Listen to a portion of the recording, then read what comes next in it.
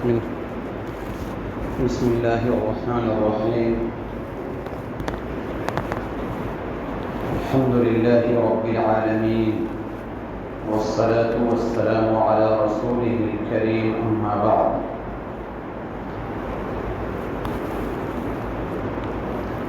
أعوذ بالله من الشيطان الرجيم.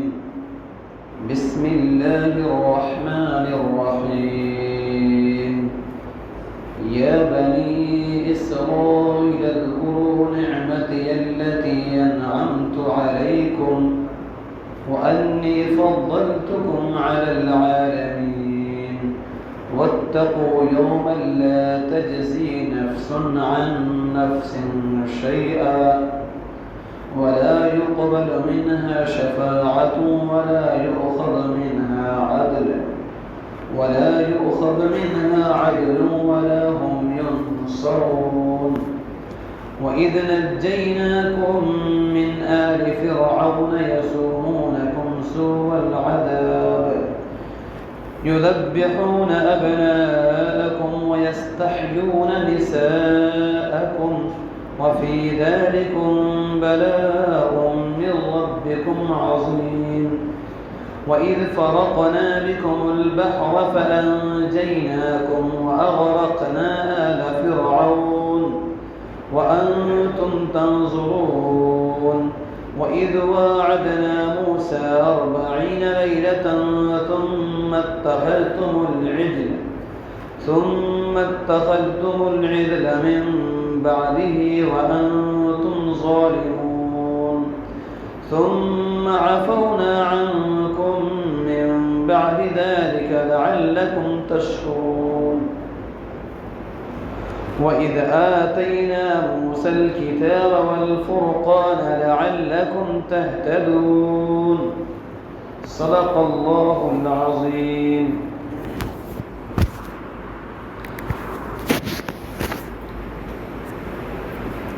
گزشتہ ہفتے ہم لوگوں نے آیت نمبر 46 تک کی تفسیر پڑھی ہے. آج آیت نمبر 47 سے پڑھیں گے. بسم اللہ الرحمن الرحیم. یا بنی اسرائیل، اے بنو اسرائیل، اذکروا نعمتی التی انعمت علیکم، یاد کرو میرے ان احسانات کو، انعامات کو جو میں نے تم پر کیے ہیں. وَأَنِّي فَضَّلْتُكُمْ عَلَى الْعَالَمِينَ، اور میں نے تم کو فضیلت بخشی ہے عالم پر. وَاتَّقُوا يَوْمًا لَا تَجْزِي نَفْسٌ عَن نَفْسٍ، اور ڈرو اس دن سے جس دن کوئی کسی نفس کے کام نہیں آئے گا، کوئی دوسرے کے کام نہیں آئے گا. وَلَا يُقْبَلُ مِنْهَا شَفَاعَةٌ، نہ کسی کی سفارش قبول کی جائے گی. وَلَا يُؤْخَذُ مِنْهَا عَدْلٌ، اور نہ کسی کا بدلہ لیا جائے گا. وَلَا هُمْ يُنصَرُونَ، اور نہ کوئی مدد کی جائے گی اور نہ ان کی مدد کی جائے گی. وَإِذْ نَجَّيْنَاكُمْ مِنْ آلِ فِرْعَوْنَ يَسُومُونَكُمْ سُوءَ الْعَذَابِ، اور یاد کرو اس وقت کو جب کہ ہم نے نجات دی تم کو فرعون کے لوگوں سے جو تم کو بڑا ہی برا عذاب چکھاتا تھا. یذبحون ابناءکم، جو تمہارے بیٹوں کو ذبح کر دیتے تھے. ویستحیون نساءکم، اور تمہاری عورتوں کو زندہ رکھتے تھے. وفی ذلکم بلاء من ربکم عظیم، اور اس میں بڑی آزمائش تھی تمہارے لیے تمہارے رب کی طرف سے. وَإِذْ فَرَقْنَا بِكُمُ الْبَحْرَ فَأَنْجَيْنَاكُمْ، اور جب ہم نے پھاڑ دیا سمندر کو تمہارے لیے. فَأَنْجَيْنَاكُمْ، اور ہم نے نجات دی تم کو. وَأَغْرَقْنَا آلَ فِرْعَوْنَ، اور غرق کر دیا، ڈبا دیا فرعون اور اس کے لشکر کو. وَأَنْتُمْ تَنْظُرُونَ، درا حالانکہ تم دیکھ رہے تھے. وَإِذْ وَعَدْنَا مُوسَىٰ 40 لَيْلَةً، اور یاد کرو اس وقت کو جب ہم نے وعدہ لیا موسیٰ علیہ السلام سے 40 رات کا. ثُمَّ اتَّخَذْتُمُ الْعِجْلَ مِن بَعْدِهِ، تم نے پھر بنا لیا بچڑے کو معبود اس کے بعد. وَأَنْتُمْ ظَالِمُونَ، اور تم ظلم کرنے والے تھے، تم حق تلفی کرنے والے تھے. ثُمَّ عَفَوْنَا عَنْكُمْ مِن بَعْدِ ذَلِكَ لَعَلَّكُمْ تَشْكُرُونَ، پھر ہم نے معاف کر دیا تم کو اس کے بعد لعلکم تشکرون، تاکہ تم شکر گزار بن جاؤ۔ وَإِذْ آتَيْنَا مُوسَى الْكِتَابَ وَالْفُرْقَانَ، اور یاد کرو اس وقت کو جب ہم نے دیا موسیٰ علیہ السلام کو کتاب اور فرقان، لعلکم تہتدون، تاکہ تم ہدایت یافتہ ہو جاؤ، ہدایت پالو۔ پچھلی آیات میں یہ بات آئی تھی کہ اللہ رب العزت نے موسیٰ علیہ السلام اور بنو اسرائیل پر اللہ نے بڑے احسانات کیے تھے۔ تو پچھلی آیات کا تعلق اس سے پچھلی آیات سے تھا۔ سب سے پہلے ہم نے پڑھا تھا کہ آدم علیہ السلام کو اللہ تعالیٰ نے پیدا فرمایا، پھر فرشتوں کو ان کے سجدہ کا حکم دیا، اور اسی آدم علیہ السلام سے ہم اور آپ پیدا ہوئے۔ تو ایک عمومی انعام کا ذکر تھا، سب پر انعام ہوا تھا۔ اس کے بعد اللہ تعالیٰ نے خصوصی انعام کا ذکر کیا بنی اسرائیل کا۔ اب ان نعمتوں کا تفصیلی بیان ہے، کن کن نعمتوں سے اللہ نے بنو اسرائیل کو نوازا تھا، اس کا ذکر ہے۔ اللہ کہتے ہیں یا بنی اسرائیل، اے بنو اسرائیل۔ میں نے پچھلے ہفتہ آپ کو بتایا تھا اسرائیل کن کا لقب ہے؟ بولیے کوئی، اسرائیل کن کا لقب ہے؟ حضرت یعقوب علیہ السلام کا نام تھا، لقب تھا اسرائیل۔ اسرائیل عربی عبرانی زبان کا لفظ ہے۔ اسرا کا معنی عبد اور ایل کا معنی اللہ، معنی کیا بنا تھا؟ عبداللہ۔ تو اسرائیل حضرت یعقوب علیہ السلام کا لقب تھا، اور انہی کی اولاد کو بنی اسرائیل کہتے ہیں، اور انہی میں اللہ تعالیٰ نے تقریباً 4000 پیغمبر بھیجے۔ تو اللہ کہتے ہیں یا بنی اسرائیل، اے اسرائیل کی اولاد، اذکروا، یاد کرو، نعمتی، میری نعمت کو، التی، اس نعمت کو جو انعمت علیکم، تم پر میں نے انعام کیا، وانی فضلتکم علی العالمین، اور تم کو ہم نے فضیلت دی عالم پر، دنیا والوں پر۔ یہاں پر اللہ رب العزت نے بنو اسرائیل پر جن انعامات کا ذکر کیا ہے، ان میں دو طرح کے انعامات ہیں۔ ایک انعام ہے باطنی اور ایک انعام ہے ظاہری۔ باطنی انعام تو یہ ہے، باطنی انعام تو یہ ہے کہ اللہ تعالیٰ نے اسرائیل میں، بنو اسرائیل میں تقریباً 4000 پیغمبر بھیجے۔ کسی قوم میں ایک پیغمبر چلا آئے تو اس کا سر فخر سے اونچا ہو جاتا ہے، لیکن اللہ نے بنو اسرائیل میں 4000 پیغمبر بھیجے۔ پھر 3 آسمانی عظیم کتابیں، توریت، زبور، انجیل، ان تینوں کتابوں کو اللہ نے بنی اسرائیل میں بھیجی۔ یہ سب کیا ہے؟ اللہ تعالیٰ کا باطنی انعام ہے۔ ظاہری انعام کیا ہے؟ اللہ تعالیٰ نے ان پیغمبروں میں سے کچھ پیغمبر کو اللہ نے بادشاہ بھی بنایا۔ جیسے بنی اسرائیل میں یوسف علیہ السلام بھی ایک پیغمبر، تو یوسف علیہ السلام کو اللہ نے پیغمبری بھی دی، بادشاہت بھی دی۔ اسی طرح سے داؤد علیہ السلام بنو اسرائیل میں ہی، ان کو اللہ نے پیغمبری بھی دی، اللہ نے بادشاہت بھی دی۔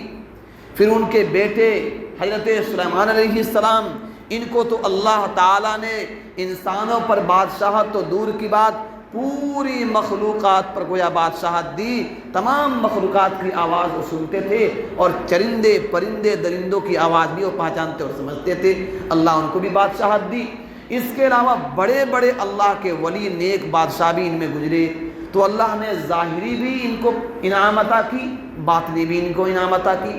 تو اس انعام کا تقاضا یہ تھا کہ بنو اسرائیل اللہ تعالیٰ کے فرما بردار ہو جاتے، اللہ کی اطاعت کرتے، پیغمبروں کی باتوں کو مانتے۔ لیکن ان لوگوں نے اتنی بدماشی کی ہے، جن بدماشیوں کا تذکرہ آگے آئے گا تو اب حیران ہو جائیں گے کہ کیسی قوم تھی، کس قدر ظالم قوم تھی کہ اللہ نے جتنے ان کو انعام سے نوازا، اتنا ہی انہوں نے ظلم و بربریت کا کام کیا انہوں نے۔ تو اللہ کہتے ہیں وَأَنِّي فَضَّلْتُكُمْ عَلَى الْعَالَمِينَ، اور تم کو فضیلت بخشی دنیا والوں پر۔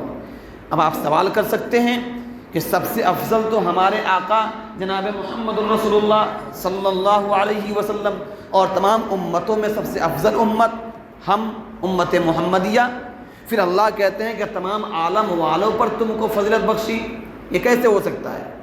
اس کا جواب حضرت مولانا عاشق الہی بلند شہری رحمۃ اللہ علیہ نے اپنی مارکدارہ تفسیر بیان القرآن میں انہوں نے لکھا ہے کہ اس سے مراد ہے اس زمانے کے، یعنی بنی اسرائیل کے اس زمانے کے جتنی قومیں گزری ہیں ان قوموں پر اللہ نے تم کو فضیلت بخشی۔ ایسا مطلب نہیں ہے کہ پوری دنیا کے تمام قوموں پر، کیونکہ سب سے افضل امتی امت محمدیہ اور سب سے افضل پیغمبر حضرت محمد رسول اللہ صلی اللہ علیہ وسلم۔ وَاتَّقُوا يَوْمًا لَا تَجْزِي نَفْسٌ عَن نَفْسٍ، اور ڈرو اس دن سے کہ کوئی جان کسی دوسرے جان کا کام نہیں آئے گا، یعنی قیامت کے دن سے ڈرو، کوئی کسی کا پرسان حال نہیں ہوگا۔ یوم یفر المرء من اخیہ وامہ وابیہ وصاحبتہ وبنیہ وفصیلتہ التی تؤویہ، اس دن کوئی کسی کے کام نہ آئے گا، باپ بیٹے سے، بیٹا باپ سے، بیوی شوہر سے، شوہر بیوی سے، بھائی بھائی سے، ایک دوسرے سے بھاگیں گے، کوئی کسی کا کام اس دن نہیں آئے گا۔ ولا یقبل شفاعۃ، اور اس دن کسی کی سفارش بھی قبول نہ کی جائے گی۔ کسی بھی مجرم کو چھڑانے کے 3-4 طریقے ہوتے ہیں۔ ایک طریقہ یہ ہے کہ معاوضہ دے دیا جائے، بدلہ دے دیا جائے، یا یہ کوئی آدمی کھڑا ہو جائے کہ میں اس کا ضامن ہوں، اس کا بدلہ مجھے آپ پکڑیے، یا میں اس کا ضمان دوں گا، پیسہ دوں گا، جو بھی ہو میں اس کا بدلہ لیتا ہوں، میں اس کا ذمہ داری لیتا ہوں، وہ بھی نہیں چلے گا۔ دوسری بات یہ، کوئی سفارش کر دے، کوئی بڑا بادشاہ منسٹر سفارش کر دے تو چھوٹ جائے گا، وہ بھی نہیں ہوگا۔ ولا یؤخذ منها عدل، اور نہ وہاں پر پیسہ اور مال لے کر یہاں پر چھوڑا جائے گا کسی کو، کیونکہ وہاں مال ہوگا ہی نہیں، پیسہ ہوگا ہی نہیں، دیں گے کیا؟ بالمحالہ بالفرض مان لیجئے کہ اگر اللہ وہاں مال دے بھی دے تو اللہ کہتے وہاں کسی کا کوئی بدلہ نہیں لیا جائے گا، کسی سامان کے بدلے، کسی چیز کے بدلے کسی کو بخشا نہیں جائے گا۔ ولا هم ينصرون، اور نہ مدد کی جائے گی۔ چوتھی شکل کیا ہوتی ہے؟ بہت سارے لوگ مل کے کسی کو مجرم کو چھڑا لیے، بادشاہ کے خلاف بغاوت کر دیے، تو کہہ رہے وہاں تو عالم یہ ہوگا۔ قرآن کریم خود سورہ رحمان میں اللہ کہتے ہیں کہ یا معاشر الجن والانس ان استطعتم ان تنفذوا من اقطار السماوات والارض فانفذوا لا تنفذون الا بسلطان، کہ اللہ کے حکم کے بغیر کوئی پر نہیں مار سکے گا، کسی کو تو بولنے کی اجازت نہیں ہوگی وہاں پر، کسی کو چھڑانا تو دور کی بات ہے، تو کوئی کسی کا بدلہ وہاں پر کل قیامت میں نہیں ہوگا۔ تو اللہ تعالیٰ بنی اسرائیل کو مخاطب کر کے ہم کو بھی تعلیم دے رہے ہیں کہ بنو اسرائیل تم اللہ کی نعمت کو یاد کرو، اس کی شکر گزاری کرو، نافرمانی مت کرو، کیونکہ نافرمانی کرو گے تو وہاں کل قیامت میں تمہارا کوئی کام نہ آئے گا۔ تو اس کا مطلب ہی نہیں کہ بنو اسرائیل کو کہا گیا، ہمیں بھی اللہ کہہ رہے ہیں کہ تم بھی یہ سمجھ لو کہ تمہارا کوئی وہاں پر کام نہیں آئے گا۔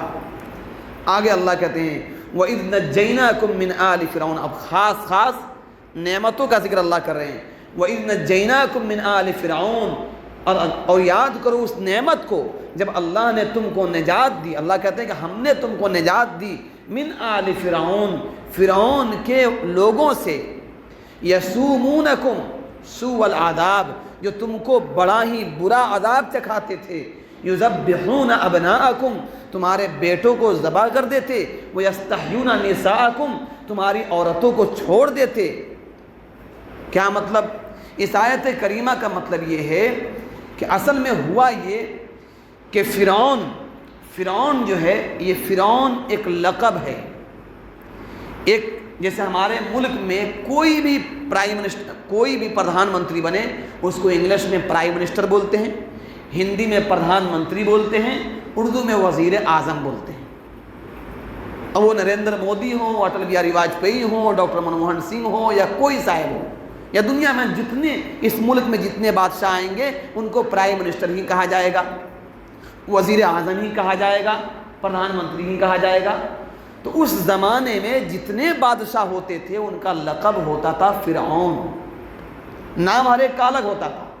یوسف علیہ السلام کے زمانے میں جو بادشاہ تھا اس کو بھی فرعون کہتے تھے، اس کا نام تھا ریان ابن ولید، ریان ابن ولید وہ بڑے نیک آدمی تھے، اللہ والے تھے، اس لیے ان کو علماء نے رحمۃ اللہ علیہ لکھا ہے، اللہ ان کی رحمت، اللہ کی نظر ان پر۔ تو ریان ابن ولید نے اپنی بادشاہت چھوڑ دی تھی، اپنے کرسی چھوڑ دیا، حضرت یوسف علیہ السلام کو کرسی دے دی، بادشاہ بنا دیا۔ آج کل تو معمولی ایک پد مل جائے تو چھوڑنے کے لیے کیا بلکہ اس کو باقی رکھنے کے لیے گلا کاٹنے کے لیے تیار ہے آدمی، اپنے بھائی کو گلا کاٹ دے۔ ابھی ہمارے پڑوسی ملک نیپال میں واقعہ پیش آیا نا کہ بھائی بادشاہ جو تھا اس نے اپنے بھائی کو ہی مروا دیا بادشاہ بننے کے لیے۔ تو یہ دنیا ہے۔ تو اس بادشاہ نے، ریان ابن ولید نے یوسف علیہ السلام کو اپنی بادشاہت دے دی، کرسی چھوڑ دیا اس نے۔ حضرت موسیٰ علیہ السلام کے زمانے میں جو بادشاہ تھا، اس کو بھی فرعون کہتے ہیں، اس کا نام تھا مصعب ابن ولید۔ اس کے مصعب ابن ولید بہت بدمعاش تھا، بڑا چالاک تھا، بڑا شاطر تھا، بڑا ظالم تھا۔ تو اس فرعون نے ایک خواب دیکھا۔ خواب یہ دیکھا کہ ہمارے ملک میں ایک بچہ پیدا ہوگا اور وہ بچہ میری سلطنت کو ختم کر دے گا، بادشاہت کو ختم کر دے گا۔ اب اس نے نجومیوں سے، کاہنوں سے اس نے تعبیر پوچھی۔ کئی بار میں بول چکا ہوں، کاہن بولتے ہیں ان لوگوں کو جو بتاتے ہیں کہ غیب کی بات ہم جانتے ہیں، اور شیطان ان کو کوئی بات، ان کو جنات وغیرہ وہ آسمان میں کوئی بات پہلے سن لیتے تھے، ایک بات اگر بتا دیا 100 باتوں میں ایک بات اچھی صحیح بات بھی ہو گئی۔ تو نجومیوں نے کہا کہ اس کا مطلب یہی ہے کہ تمہارے ملک میں ایک بچہ پیدا ہوگا جو تمہاری بادشاہت کو ختم کر دے گا۔ اس نالائق نے، کتنا بڑا ظالم تھا، اس نے اعلان کر دیا، اور خاص طور سے عورتوں کی ایک ٹیم تیار کی کہ دیکھو اس میں بنی اسرائیل میں کتنی عورتیں پریگننٹ ہیں، کن کن عورتوں کے پیٹ میں بچہ ہے، جب بچہ پیدا ہو دیکھنا، اگر بیٹا ہو تو اس کو قتل کر دینا، بیٹی ہو تو زندہ چھوڑ دینا۔ چنانچہ ان عورتوں کا کام کیا تھا کہ وہ ہر گھر کی رکھوالی کرتی، جہاں معلوم ہوتا کہ یہاں بیٹا پیدا ہوا اسے چھینا جاتا اور ماں کے سامنے بیٹے کو ذبح کر دیتے تھے۔ اس قدر اس نے ظلم و بربریت کی۔ علماء نے لکھا ہے، حضرت شاہ عبدالعزیز محدث دہلوی رحمۃ اللہ علیہ تفسیر عزیزی میں لکھتے ہیں کہ اس نے 12,000 بچوں کو قتل کیا، 12,000 بچوں کو اس نے قتل کیا۔ حضرت علامہ بونی رحمۃ اللہ علیہ بہت بڑے عالم گزرے ہیں، اور عملیات جو ہوتا ہے، عملیات کے بڑے ماہر اور بڑے عالم گزرے ہیں۔ 4 جلدوں میں ان کی کتاب ہے عربی میں، انہوں نے لکھا کہ 70,000 بچوں کو فرعون نے ذبح کروایا۔ اور آگے بعد مفسرین لکھتے ہیں کہ 90,000 عورتوں نے اپنے بچوں کو حمل جب ٹھہرا، انہوں نے اپنا حمل گرا دیا۔ اس لیے انہوں نے اپنا حمل گرا دیا کہ اگر ہمارا بچہ بیٹا پیدا ہوا تو ہمارے آنکھ کے سامنے ہمارے بیٹے کو ذبح کرتے دے، میں کیسے دیکھوں گی، اس سے اچھا کہ بچہ ہی نہ پیدا کرو۔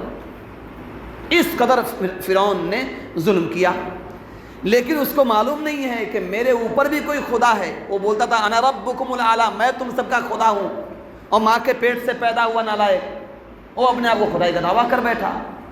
علامہ روم رحمۃ اللہ علیہ نے، مولا روم رحمۃ اللہ علیہ بڑے بزرگ گزرے ہیں، انہوں نے اپنی کتاب میں ایک حکایت، ایک واقعہ لکھ کر اس کو سمجھایا ہے۔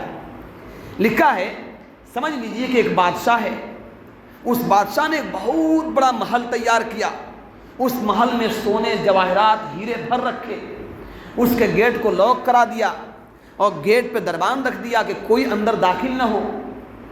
کچھ چوروں نے مشورہ کیا کہ بادشاہ کے محل سے چوری کرنا ہے، کیسے چوری کیا جائے؟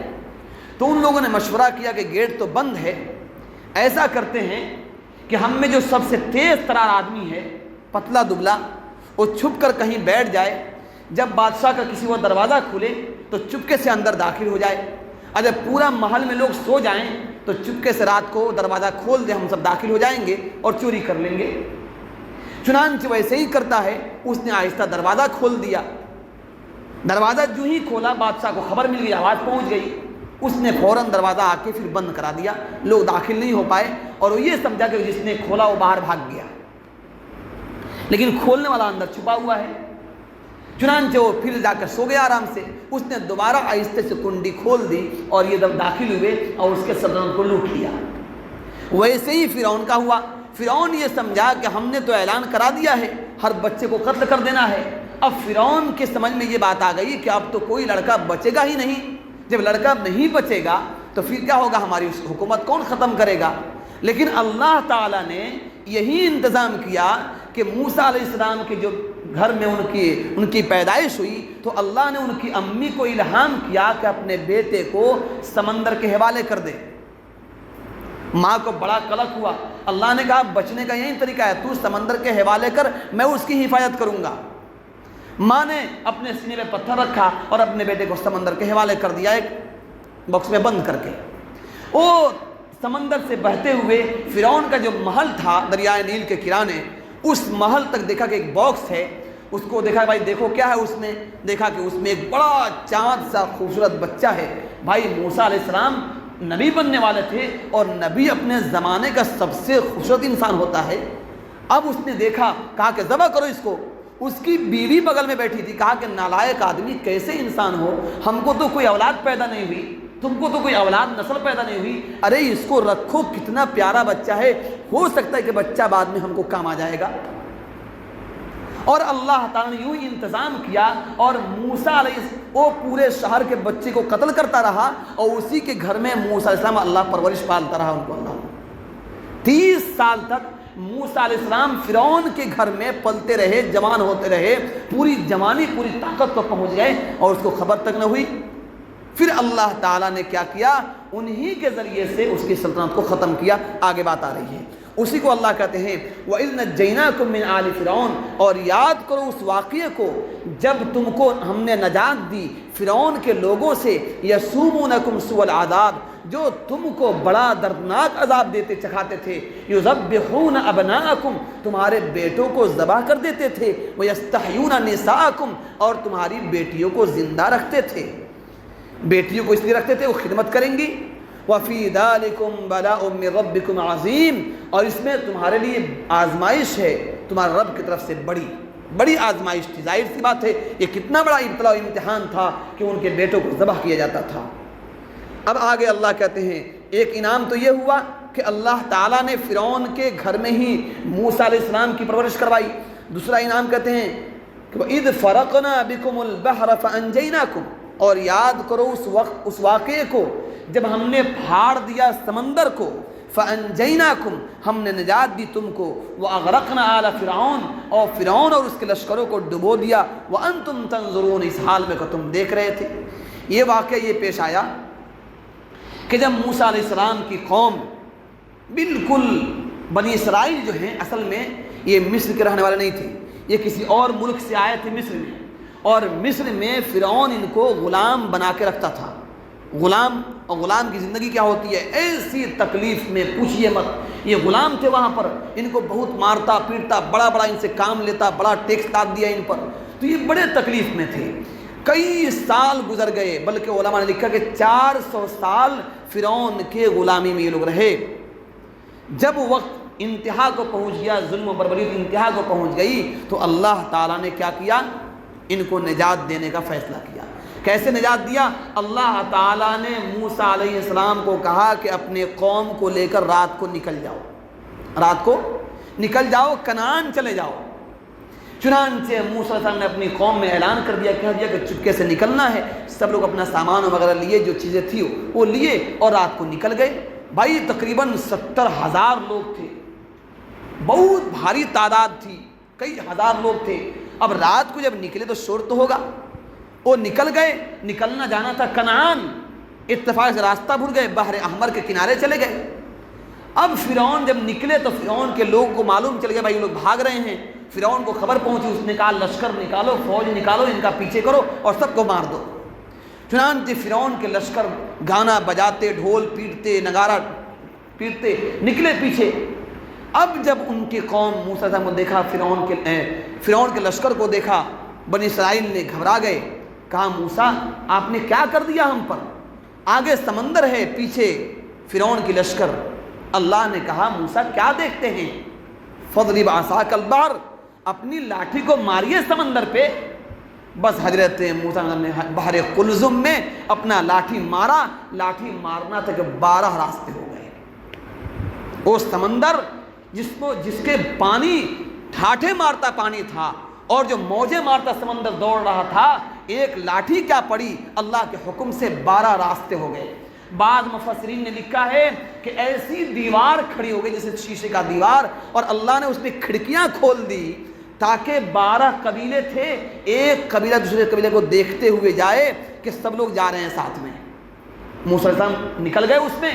اب فرعون جب وہاں پہنچا تو اس نے اپنے وزیر اعظم حامان کو کہا، حامان کیا دیکھتے ہو؟ ارے ہمارے حکم سے سمندر نے راستہ بنا دیا ہے، پیچھا کرو اور مارو موسیٰ اور اس کی قوم کو۔ حامان داخل ہوا، پوری لشکر داخل ہو گئی اور فرعون بھی داخل ہو گیا۔ جب وہ لشکر پار کر گئی، یہ بالکل بیچ سمندر میں آئے تو اللہ نے حکم دیا، موسیٰ مارو لاٹھی۔ انہیں پھر دوبارہ لاٹھی ماری، اللہ نے سمندر کو چالو کر دیا، سب کے سب ڈوب کے اس میں غرق ہو کر مر گئے اس میں۔ اللہ کہتے ہیں وَإِذْ فَرَقْنَا بِكُمُ الْبَحْرَ فَأَنْجَيْنَاكُمْ، یاد کرو اس انعام کو کہ ہم نے پھاڑ دیا سمندر کو اور تم کو نجات دی۔ وَأَغْرَقْنَا آلَ فِرْعَوْنَ، اور فرعون سے اور اس کے لشکر سے تم کو ہم نے نجات دے دی، ڈبو دیا اس کو۔ وَأَنْتُمْ تَنْظُرُونَ، اس حال میں کہ تم دیکھ رہے تھے، تمہارے آنکھوں کے سامنے ان کو ڈبا دیا گیا۔ تم اس انعام کو یاد کرو اور اللہ کا شکر گزاری کرو۔ وَإِذْ وَعَدْنَا مُوسَىٰ 40 لَيْلَةً ثُمَّ اتَّخَذْتُمُ الْعِجْلَ مِن بَعْدِهِ وَأَنْتُمْ ظَالِمُونَ، اور اس وقت کو یاد کرو جب ہم نے موسیٰ علیہ السلام سے وعدہ لیا 40 راتوں کا، پھر تم نے بنا لیا بچڑے کو معبود اس کے بعد، اور تم ظالم تھے۔ واقعہ یہ ہوا کہ جب یہ لوگ سمندر پار کیے تو یہ لوگ پہنچے وادی سینا میں۔ وادی سینا ایک جگہ ہے، وہاں پہنچے، 26 میل چوڑا، 36 میل لمبا ہے غالباً اس کی چوڑائی، رقبہ جو ہے۔ 1917 میں اسرائیل جو بھی اسرائیل ہے اس نے اس پر قبضہ کر لیا تھا۔ پھر بعد میں مصر والوں نے لڑائی کر کے اس کا کچھ حصہ اپنے قبضے میں لیا۔ ابھی بھی جو اس کا اہم حصہ جہاں تیل نکلتا ہے، جو زرخیز علاقہ ہے، وہ اسرائیلیوں کے قبضے میں ہے ابھی بھی۔ بہرحال اسی جگہ مقام سینا میں وہ پہنچ گئے۔ اب جب وہاں پہنچے تو اللہ تعالیٰ نے حضرت موسیٰ علیہ السلام کو طور پہاڑ پہ بلا دیا۔ طور پہاڑ پہ بلایا کیوں؟ آپ کو توریت دینے کے لیے۔ بات یہ تھی کہ آپ آئیے اور 30 روزے رکھیے اور 30 دن اعتکاف کیجیے۔ طور پہاڑ پر چلے گئے، 30 روزے رکھے، 30 دن وہاں اعتکاف کیا۔ پیچھے اپنے بھائی حضرت ہارون علیہ السلام کو چھوڑ دیا قوم میں کہ ان کو تم لے کر وہاں پہ آؤ گے۔ حضرت موسیٰ وہاں گئے۔ جانے کے بعد میں 30 دن کے بعد ہوا یہ کہ بعض مفسرین لکھتے ہیں انہوں نے مسواک کر لیا۔ اب جو ایک خاص خوشبو ہوتی ہے، روزے دار کے منہ میں خاص خوشبو ہوتی ہے، وہ خوشبو ختم ہو گئی۔ تو اللہ تعالیٰ نے کہا کہ 10 رات اور رہیے، 10 دن اور اعتکاف کیجئے اور 10 روزے اور رکھیے۔ چنانچہ 10 روزے اور رکھے اور اعتکاف کیا۔ ان 10 دنوں میں اللہ تعالیٰ ہر دن آپ کو ایک تختی دیتے تھے، یعنی تورات کا ایک حصہ دیتے تھے۔ 40 دن جب پورا ہوا تو 10 تختی ان کو ملے، گویا کہ تورات ان کو اللہ نے عطا فرمایا۔ اب وہ تورات میں اپنی قوم کے لیے وہ احکام لے کر آئے۔ ایک بات رہ گئی، جب یہ لوگ طور سینا جو وادی ہے وہاں پہنچے تو قوم نے کہا موسیٰ کوئی بھی قبیلہ، کوئی بھی قوم قانون کے بغیر نہیں رہ سکتی ہے، ایک قانون ہونا چاہیے۔ تو اسی قانون کے لیے انہوں نے مطالبہ کیا۔ اللہ نے بلایا ان کو طور پہاڑ پہ، اور قانون اور نیم اور ان کی زندگی گزارنے کا پورا طریقہ اللہ نے تورات میں دے دیا ان کو۔ جب وہ لے کر پہنچے تو عجیب ماجرا دیکھ رہے ہیں کہ قوم کے لوگ بچڑے کو معبود بنا لیے ہیں، بچڑے کو پوجا کر رہے ہیں۔ بڑا غصہ آیا، جلالی پیغمبر تھے، اپنے بھائی حضرت ہارون کی داڑھی پکڑی اور سر کے بال پکڑ کے کھینچا ان کو، کہا کہ تم نے میرے بعد یہ کیا کر دیا تم نے؟ انہوں نے کہا یبن امی، اے میرے ماں کے بیٹے، یعنی میرے بھائی، آپ مجھے مت ملامت کیجئے، میں نے تو بڑی کوشش کی ان کو سمجھانے کی، قریب تھا کہ یہ لوگ مجھے قتل کر دیتے۔ تو معلوم کیا کہ بھائی معاملہ ہوا کیا۔ کہا کہ آپ وہاں گئے، سامری جو تھا انہی کے قبیلہ کا، ایک قبیلہ ہے سامرا، اسی قبیلے کا رہنے والا تھا، بنی اسرائیل کا قبیلہ ہے۔ سامری نام کا ایک شخص تھا، وہ جو ہے وہ سونار تھا۔ تو یہ جو پوری بنی اسرائیل کی عورتیں آئی تھی وہ زیور لے کے وہاں سے آئی تھی، ان کا زیور لیا اس نے، اور اس نے زیور کو ڈھال کر اس نے ایک بچڑا بنا دیا، اور اس سامری نے دیکھا تھا کہ جب آتے تھے جبرائیل علیہ السلام آتے تھے تو جس گھوڑے پہ آتے، جب گھوڑا اپنا ٹاپ مارتا تھا تو زمین سے گھاس اگ جاتا تھا۔ تو اس کے دماغ میں شیطان نے یہ بات بیٹھائی کہ لگتا ہے کہ جبرائیل علیہ السلام کے گھوڑا جہاں ٹاپ مارتا ہے اس مٹی میں جان آ جاتی ہے۔ چنانچہ اس نالائق نے وہاں سے مٹی اٹھائی اور اس زیور سے جو بنایا تھا بچڑا اس میں، اس منہ میں اس نے ڈالا، جو ہی ڈالا بچڑے نے بولنا شروع کر دیا۔ اب جب بچڑا بولنا شروع کیا تو اب یہ جو بنی اسرائیل تھے انہوں نے دیکھا کہ فرعون کا جو قوم تھی وہ پوجا کرتی تھی، کس کی؟ گایوں کی پوجا کرتی تھی، بچڑے کی پوجا کرتی تھی۔ تو ان لوگوں نے اسی چیز کو یہاں شروع کر دیا، پوجا شروع کر دیا۔ اب تو موسیٰ علیہ السلام حیران ہوئے، آپ نے سب سے پہلے بد دعا کی اس سامری کے لیے، کہا کہ لا مساس، قرآن کریم کی آیت بھول رہا ہوں، لا مساس یعنی تم کو کوئی اگر چھوئے گا تب بھی تم کو بخار ہوگا، اور جو چھوئے گا اس کو بخار ہوگا، تم بھاگتے پھرو گے پوری زندگی۔ چنانچہ لکھا ہے علماء مفسرین نے کہ سامری جنگل میں چلا گیا اور وہ ڈرتا تھا کہ کوئی اس کے قریب نہ آئے، کوئی اس کو چھوئے نہیں، ورنہ جو چھوتا اس کو بھی بخار ہوتا اور سامری کو بھی بخار ہو جاتا تھا۔ یہ اللہ نے عذاب دیا اس کو۔ اور دوسری سزا یہ سنائی کہ جن لوگوں نے بچڑے کو پوجا شروع کر دیا ہے ان سب کو وہ لوگ قتل کریں گے جن لوگوں نے نہیں شروع کیا۔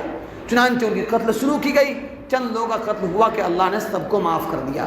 اسی کو اللہ کہتے ہیں وَإِذْ وَعَدْنَا مُوسَىٰ 40 لَيْلَةً، اور یاد کرو اس وقت کو جب وعدہ کیا موسیٰ علیہ السلام سے ہم نے 40 راتوں کا، ثُمَّ اتَّخَذْتُمُ الْعِجْلَ مِن بَعْدِهِ، پھر تم نے اس کے بعد بچڑے کو معبود بنا لیا، وَأَنْتُمْ ظَالِمُونَ، درا حالانکہ تم ظلم کر رہے تھے، تم حق تلفی کر رہے تھے، اللہ کا حق مار رہے تھے۔ اللہ کا حق تھا کہ اللہ کی عبادت کرتے، تم نے اللہ کی عبادت کو چھوڑ کر غیر اللہ کی عبادت شروع کر دی، یہ اللہ کا سب سے بڑا حق مارنا تھا۔ آگے اللہ کہتے ہیں ثم عفونا عنکم، اللہ کتنا مہربان ہے، اللہ کہتے ہیں پھر ہم نے تم کو معاف کر دیا من بعد، اس کے بعد لعلکم تشکرون، تاکہ تم شکر گزار بن جاؤ، اللہ کا شکر کرنے والا بن جاؤ۔ وَإِذْ آتَيْنَا مُوسَى الْكِتَابَ وَالْفُرْقَانَ لَعَلَّكُمْ تَهْتَدُونَ، اور ہم نے دیا موسیٰ علیہ السلام کو کتاب اور فرقان۔ کتاب اور فرقان سے کیا مراد ہے؟ کتاب سے تو توریت مراد ہے، جو اللہ نے توریت دیا تھا وہ مراد ہے۔ الفرقان سے مراد ہے حضرت موسیٰ علیہ السلام کا معجزہ۔ آپ کا معجزہ کیا تھا؟ ہاتھ میں لاٹھی تھی، لاٹھی پھینکتے اژدہا بن جاتا، سانپ بن جاتا، بغل میں ہاتھ کو ڈالتے وہ روشن اور چمکدار بن جاتا۔ یہ معجزہ بھی مراد ہو سکتا ہے۔ بعض لوگوں نے کہا کہ اس سے مراد حق و باطل میں فرق کرنے والا چیز اللہ نے ان کو دیا، لعلکم تہتدون، تاکہ تم ہدایت یافتہ ہو جاؤ۔ بہرحال حضرت موسیٰ علیہ السلام کی قوم جو بنی اسرائیل ہے، اللہ تعالیٰ نے ان پر انعامات کی بے شمار بارشیں کی، ایک ایک انعام کا اللہ تذکرہ کر رہے ہیں، اور پھر اس کے بعد ان کے ظلم کو بتا رہے ہیں کہ ان لوگوں نے کیا کیا ظلم کیا، اس کے باوجود اللہ نے ان پر انعامات کیے۔ بہرحال وہ لوگ 40 سال تک اسی سینا، وادی سینا میں بھٹکتے رہے، اس کے بعد اور پھر اسی وادی سینا میں حضرت موسیٰ علیہ السلام کا وفات ہوا، آپ وہیں انتقال فرما گئے، اور اس کے بعد یہ قوم جو ہے وہاں سے نکلی اور پھر فلسطین پہنچی۔ آگے کا واقعہ انشاءاللہ آئندہ آئے گا۔ اللہ تعالی ہم سب کو عمل کی توفیق عطا فرمائے۔ آپ لوگ گھبرا جاتے ہیں اس لیے جلدی جلدی کرتا ہوں، بہت بات چھوڑ دیتا ہوں، تھکنے لگتے ہیں آپ لوگ۔ بہرحال بہت آپ کا شکریہ، آپ لوگ آتے ہیں اور قرآن مقدس کی محبت میں آتے، اللہ اس کے بہتر بدلہ عطا فرمائے۔ الحمدللہ، دعا کر لیں۔ الحمدللہ، اللہم صلی علی محمد النبی الامی وعلی آلہ وسلم تسلیما، رب اغفر وارحم وانت خیر الراحمین۔ اے اللہ فضل کا، کرم کا، عافیت کا معاملہ فرما، ہمارے گناہوں کو، خطاؤں کو معاف فرما دیجئے، لغزشوں کو معاف فرما دیجئے۔ اے اللہ قرآن مقدس کا عاشق بنا دیجئے، قرآن مقدس کا عاشق بنا دیجئے، قرآن مقدس سے محبت کرنے والا بنا دیجئے۔ اے اللہ قرآن مقدس ہم کو سکھا دیجئے، لفظاً بھی معناً بھی۔ اے اللہ اس کے راز، اس کی گہرائیوں میں جانے کی توفیق عطا فرمائیے۔ اے اللہ اس کے پیغام کو پورے عالم میں پہنچانے کے لیے قبول فرما لیجئے۔ اے اللہ آپ ذرے کو مہتاب بنا دیتے ہیں، اے اللہ یہاں سفید داڑھی والے بھی ہیں، نوجوان بھی ہیں، تہجد پڑھنے والے بھی ہیں، آپ سے ڈرنے والے بھی ہیں۔ اللہ اس مجمع کے صدقے اے اللہ ہمیں قرآن کا سچا خادم بنا دیجئے۔ اللہ اس کے پیغام کو پورے عالم میں صحیح طریقے سے، صحیح لہجے میں، صحیح انداز میں پہنچانے کی توفیق عطا فرمائیے۔ اللہ میری جو تکلیفیں ہیں، آواز کا مسئلہ ہے، پتھری کا مسئلہ ہے، اللہ جو بھی تکلیف جسمانی، روحانی، ذہنی، سب تکلیفوں کو دور فرما دیجئے۔ اس مجمع میں جو پریشان حال ہے ان کی پریشانی کو دور فرما دیجئے، جو بیمار ہیں انہیں شفاء کامل عاجلہ مستمرہ عطا فرما دیجئے۔ اے اللہ جن گھروں میں بن بیاہ بیٹھے صحیح جوڑا نصیب فرما دیجئے، بے روزگاروں کو روزگار نصیب فرما دیجئے، اہل فلسطین کے حال پر رحم فرما دیجئے۔ اللہ آسام کے حالات درست فرما دیجئے، پورے ملک میں جہاں کہیں مسلمان پریشان ہیں ان کی پریشانی کو دور فرما دیجئے۔ اے اللہ پورے عالم میں امن و امان عطا فرما دیجئے۔ اے اللہ ہم سب سے راضی ہو جائیے، ہم سب سے راضی ہو جائیے، گناہوں سے بچا دیجئے۔ اے اللہ ہم سے راضی ہو جائیے۔ اللہم صلی علی محمد نبی الامی وعلی آلہ وسلم تسلیما۔ رب ارحمہما کما ربیانی صغیرا، رب ارحمہما کما ربیانی صغیرا، رب ارحمہما کما ربیانی صغیرا۔ اے اللہ اس مجمع کے تمام لوگوں کو اے اللہ قبول فرما لیجئے، سب کی بیماریوں کو دور فرما دیجئے۔ اے اللہ سب کو شفاء کامل عاجلہ مستمرہ عطا فرما دیجئے۔ اللہم انا نسألک من خیر ما محمد صلی اللہ علیہ وسلم ونعوذ بک من شر ما محمد صلی اللہ علیہ وسلم المستعان علیک البلاغ ولا حول ولا قوة الا باللہ العلی العظیم وصلی اللہ تعالی علی خیر خلقہ وصحبہ اجمعین برحمتک یا ارحم الراحمین۔ السلام علیکم ورحمۃ اللہ وبرکاتہ۔